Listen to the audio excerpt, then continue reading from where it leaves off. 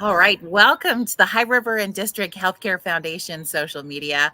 I'm Jody, and we are ready for another healthcare conversation today. And I decided that I should sit outside and enjoy the beautiful weather that we're having in the community, but none of the birds were chirping and none of the kids were yelling until I came outside, Chantalle and Julia. So bear with me that the neighborhood got noisy now that it's time for us to hang out together. But it feels No, good. I feel like I'm in a much sunnier place than the two of you are at the moment.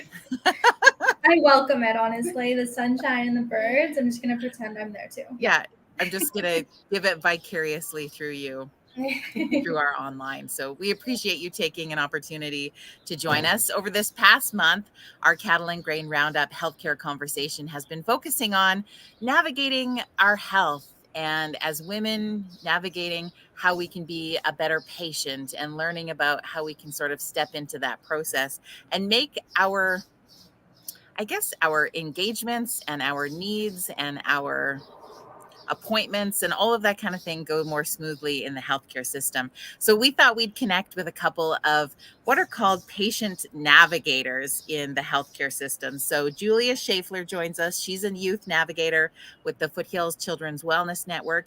And Chantalle Mondor is with us, also a navigator with FCWN, along with the Okotoks Health and Wellness Center. So ladies, thank you for joining us for a conversation. We appreciate your time today.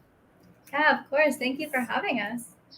Well, I think we should start off with, I mean, we'll talk a little bit about the topic, but I think right off the bat, people are probably wondering, what the heck is a navigator and what do you do? Because I don't know if that's as well known outside of the industry. So can you guys start, whichever one wants to talk first, and tell us a little bit about what a navigator is and does? Sure. You want to go You want me first? to start? Okay. It's true. What is a navigator? It's kind of an interesting term, but it's kind of just that. It's navigating the resources and supports that are in the community. And so for us, we work with children, families, and youth. So it's being able to help individuals figure out what supports are in the community and what might work best for their family. Mm-hmm. So, want to add anything? Sure. Mm-hmm. So we really see ourselves as that kind of first point of contact person to help alleviate some of the barriers that exist and really just to highlight and support the resources that we have in the communities. We have really great resources, but it can be really hard to figure out where to go when you need support. We were talking earlier, and sometimes we know we need support, but we just don't know where to go. So our goal is just to connect with those children or youth and families and help them navigate what we have out here and help them to have a better understanding of what they might be looking for, what might be beneficial to support them. And then we do some of that legwork, that researching, the calling, and then we support with the connecting. I love that. And I think too, when it comes to when we're in rural centers and focusing on rural healthcare, I think a lot of times there is perception, I think I will say, that we don't have access to the same types of resources and or programs or supports because we don't know what we don't know. And truthfully, in our community, we are like quite richly blessed in the foothills with things that can help people.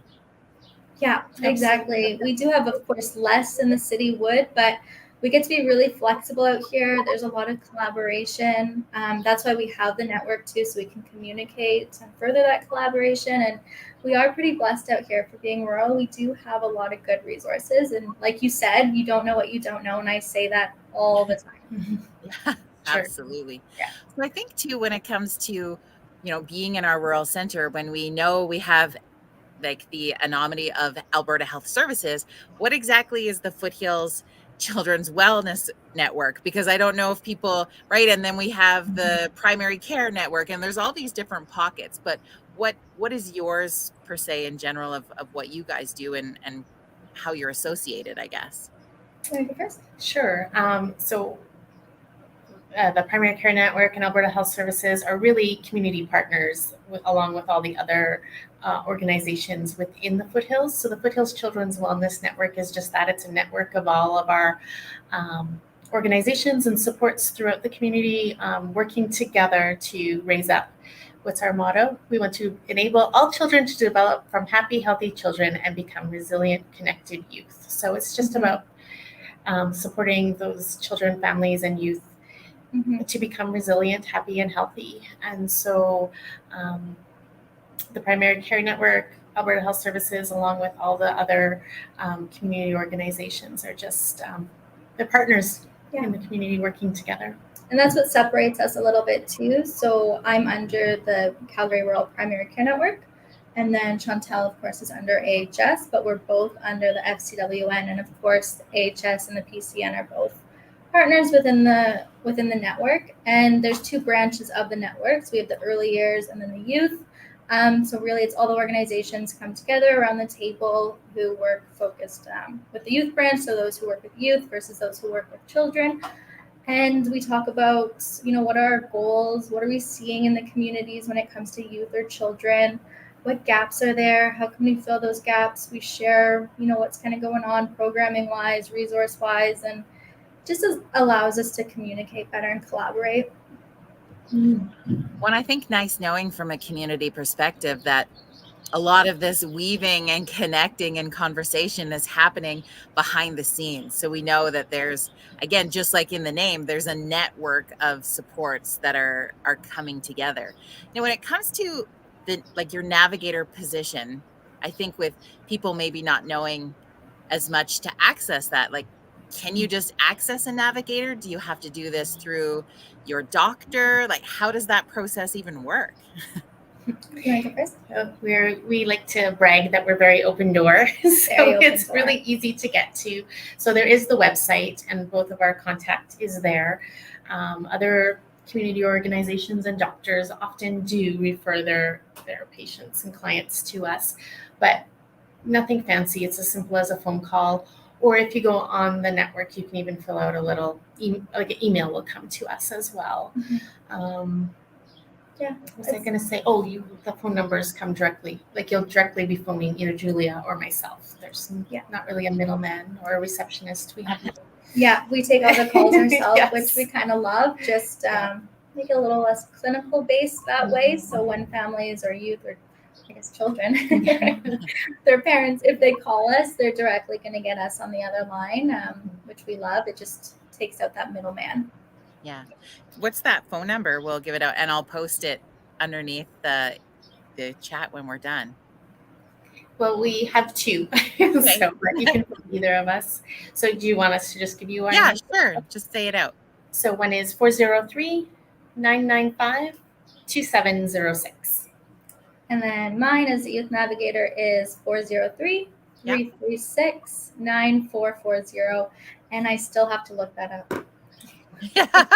Well, we never call ourselves anymore. We think back to when we were younger, we could spout off, your entire neighborhood's phone numbers. And now, thanks to buttons, we don't know anybody's number. So that's okay. We won't hold that against you.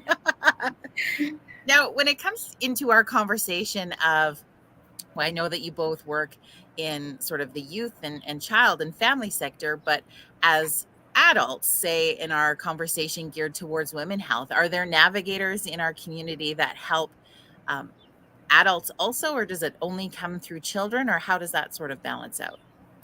As far as we know, we are the only navigators, and thankfully, though, with my role being youth focused, I get to work with up to 25, which I really love. So those young adults kind of thing, transitioning into adulthood, that's a big population I get to work with. But unfortunately, above that, there isn't really a navigator out here. But even when parents say I'm working with a youth with them and they have questions, I can always help navigate them as well and direct them to where they might be able to go. But I do think a navigator for adults would be really beneficial too.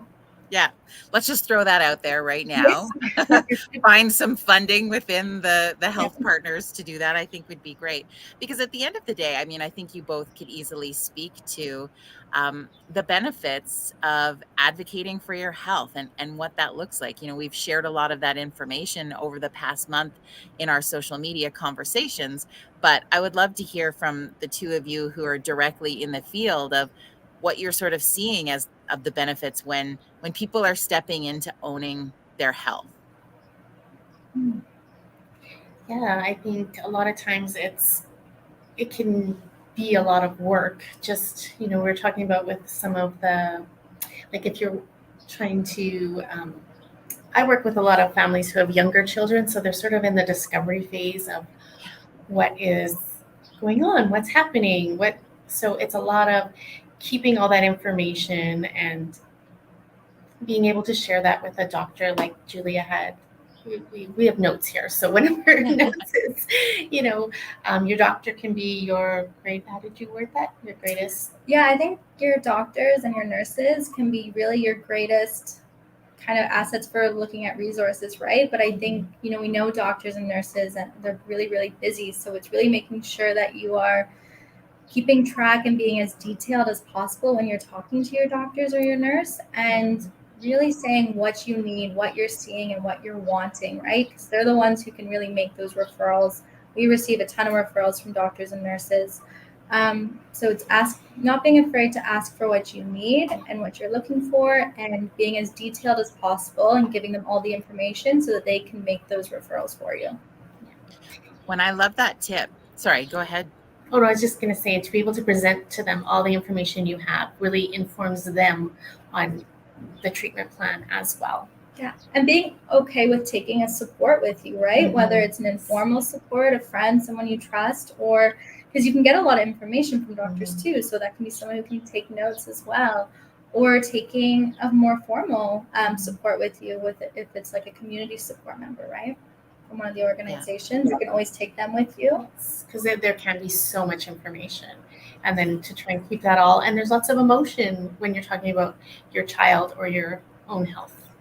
Yeah. And I know we've all been there. I know I've been there. You'll have a huge list of things in your head that you want to talk to the doctor, whether it's symptoms or something else going on. And then you actually get into the doctor's appointment and you're like, I'm all good. Yeah. You completely forget.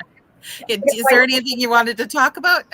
I feel good today. Yeah. Right? Exactly. So really keeping track, because I think we think we're going to remember everything. And then there's nothing worse than when you're leaving and you're like, oh shit, I forgot. Yeah. Well, and I think too, we get this sort of mindset, right? That like doctors are so busy and nurses are so busy and we don't want to take more of their time. And we're putting their needs almost ahead of ours in that moment, because we're just humankind, we're concerned about everybody else in the room. But even having that list allows you to streamline it and then also feel like you're not wasting any time, where I would want to say sidebar, your health is never a waste of time. But exactly, especially I think as women and mothers, and we just will advocate for all the other people around us and not ourselves sometimes. So exactly. Would you have any other tips or ideas for people outside of coming with those prepared notes? What are some other things that people can do to kind of help navigate and take the lead in their healthcare? That's a good question. I'm just looking at the notes we wrote. I know you're prepared, but just not being afraid to continue on with that conversation. Like sometimes you might feel as if you haven't got the answers or haven't been sent in the right direction, and not being afraid to go back and revisit it or ask again. Mm-hmm. Yeah. I like that tip, because I think too, we think, well, once you leave that appointment, it's just done. And then you got to make decisions, where really ultimately you could book another one and have some more conversation if you need it. And I don't know if we typically would book multiple appointments to continue that conversation. So I really appreciate that tip. That's a good one. Those are both fantastic. Follow through, I think, is a really important one too. So like you said, there's some days where you feel like, okay, there's a lot going on and you want to talk to your doctor about it, and then you maybe do get a referral, and then referrals can come months later where you actually get that call, and we know it's pretty backed up right now, of course, in a lot of different areas. So then still following through with it as much as possible, because then if you have to go back to your doctor, it can really prolong the process if for some reason you have to cancel. So yeah, trying to follow through as best as possible, I'd say, would be a big one. Yeah. And I think, oh, sorry. No, go ahead.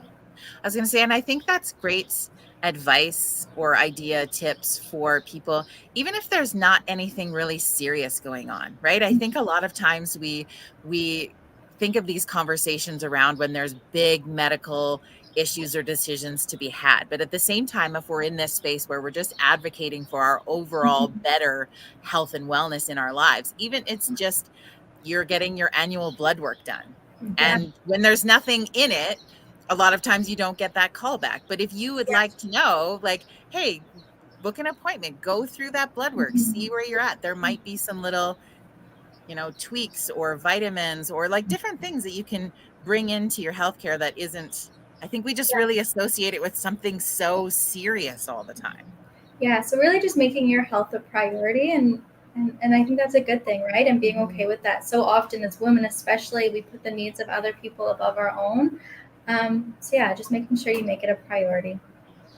When I think too, that's people can have really great conversations with the two of you and accessing your service in preventative health and wellness, right? Like even I think too, a lot of times we don't go see doctors or we don't make appointments or maybe we're not accessing programs or things within our community because there's nothing wrong. Whereas if we're also as women, the leaders of our households and showing and teaching our children how to have better overall health and wellness, we got to show them how to access those supports for just your everyday thing. Would you agree with that? Definitely. Yeah, for sure. We do hear that messaging a lot. And just thinking as a woman, it wasn't until I was a mother where I went regularly to the doctor. But I think starting right from a young age and doing those annual checkups, and it can be just that reminder to take care of ourselves, and then when maybe something isn't right. Yeah. Paying attention. Well, and I think the more you get in tune with your bodies and your own health and all of those pieces, like you said, it allows you to be in that space when something starts to feel off.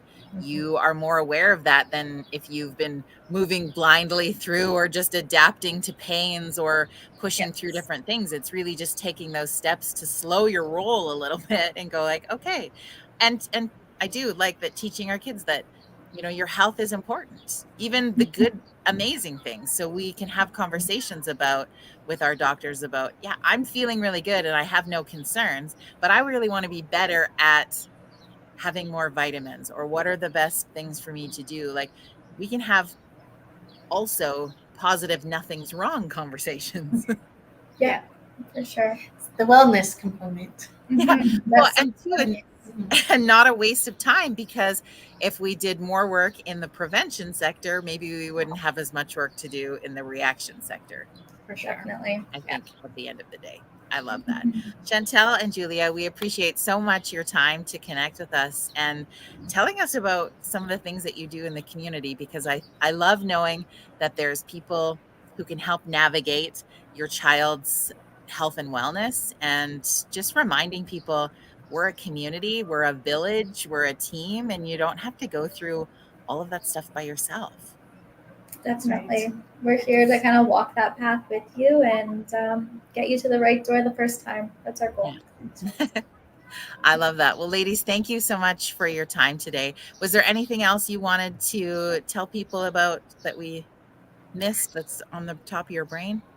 I'm just thinking, check out the Foothills Children's Wellness Network website. If you Google that, the website will come up. You can find our contact information and lots of other different resources and information on that site. Yeah. Perfect. Okay. Foothillsnetwork.ca. I will link that onto our Facebook page and our Instagram so people can connect through to that also. Appreciate it so very much, your time and your expertise in this area. And also too, want to remind people, if you want to learn more about how you can support the Cattle and Grain Roundup with our Health Foundation, which of course is bringing us these healthcare conversations, you can check that out at highriverhealthfoundation.ca. All right, ladies, enjoy your beautiful sunny basement, and we're going to break out now. Yeah. Run outside and go get some fresh air. And thank you again for your time today. Yeah, thank you. Enjoy the sunshine.